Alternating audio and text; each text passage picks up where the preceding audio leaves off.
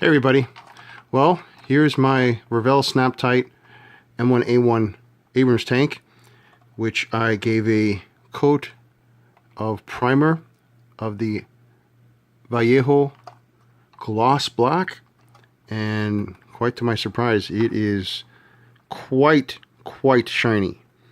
Okay, I don't think a tank is supposed to be shiny, so I'm going to give it a primer of matte black next.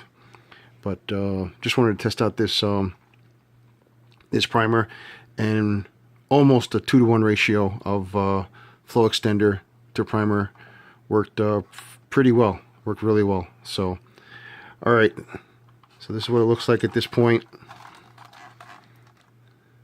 I didn't get full coverage because it's just the first coat, but very extremely shiny. So now I know for my cars, definitely going to use that matte black as a base coat, or as a primer I should say. Okay, until the next one.